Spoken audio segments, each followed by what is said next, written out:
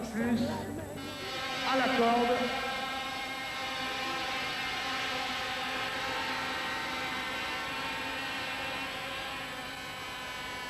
Serait-ce les supporters de Johnson? Attention à 5. Bien entendu, dans la finale, tout le monde se retrouve. Jean-Michel Bayle et tous les Américains. Cette fois-ci, c'est vraiment du sérieux.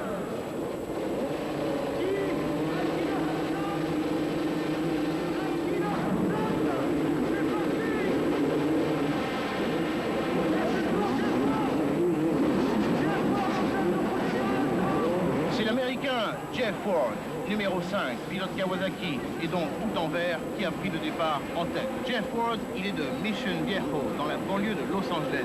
Il a 27 ans et il est champion des États-Unis 250, un très gros calibre. Juste derrière, le numéro 1, c'est Ricky Johnson, champion des États-Unis de Supercross et champion des États-Unis dans la catégorie 500. Jean-Michel Bayle, numéro 2, passe 3e. Mais nous sommes tout au début de cette finale. Et une finale à Bercy, ça dure 20 minutes. Il va donc falloir que Jeff Ward, le numéro 5, le petit diable vert, tienne pendant 20 minutes. Et qu'il tienne devant Ricky Johnson, numéro 1, je vous le rappelle, et Jean-Michel Bayle, numéro 2. Ça ne sera pas facile. Parce que Ricky Johnson et Jean-Michel Bayle ont décidé, ce soir-là, de régler leur compte sur un plan mondial. L'un et l'autre veulent avoir absolument la victoire de Bercy.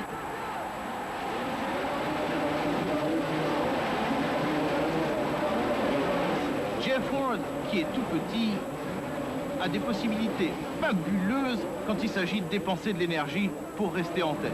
Il l'a prouvé pendant toute sa carrière, et même s'il a 28 ans, ce qui est déjà vieux pour un pilote de Supercross, il a en revanche un métier fabuleux. Ça ne sera pas facile de le remonter et encore moins de le dépasser.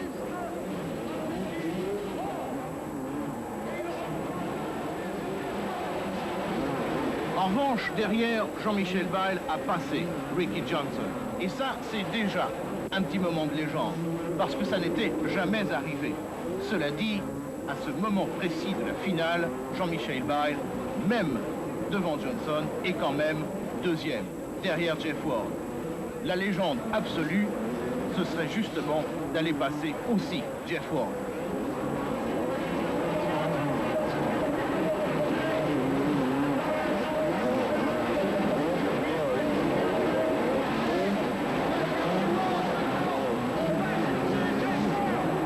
C'est probablement à ce moment que l'ambiance est devenue apocalyptique dans Bercy.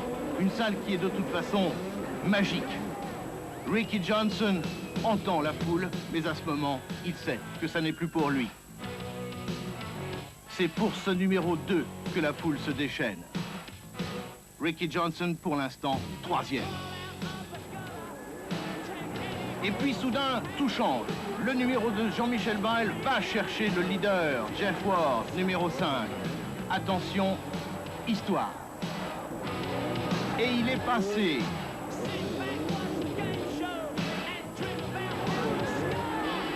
Et regardez ce qui va se passer. À peine passé, il se retourne pour voir où se trouve Ward, qui lui se retourne aussi pour voir où se trouve Johnson. Malheureusement, quelques tours plus tard, Bayle va caler. Johnson passe.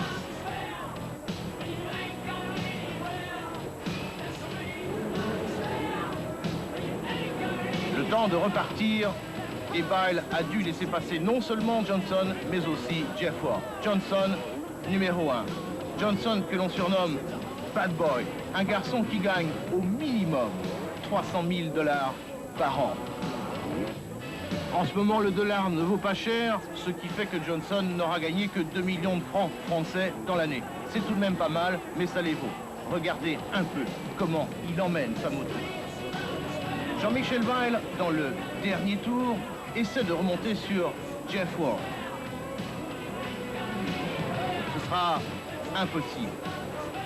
Johnson, vainqueur, mais il ne saura jamais s'il aurait pu avoir Bayle à la régulière, si Bayle n'avait pas calé. Ward second, Bayle 3e.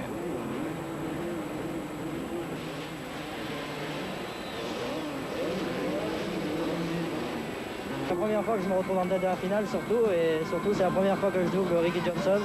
Donc pour moi c'est un moment très fort, et en plus il fallait que je continue à attaquer. Et bon, j'ai fait une petite erreur, c'est un peu de ma faute, mais c'est pas grave. J'ai freiné dans le saut en l'air et je me suis réceptionné un peu trop court. Et de la boue est venue se caler entre donc le pédale de frein et le cale-pied. Et ça m'a bloqué ma roue arrière et elle a mis quelques secondes à se débloquer. Oui, et puis là, c'est trop tard à rattraper. Mais voilà. Dites-moi, Jean-Michel, la foule qui vous porte, ça vous a aidé? Oui, je pense. C'était grand à l'intérieur. Oui, là, c'était vraiment géant.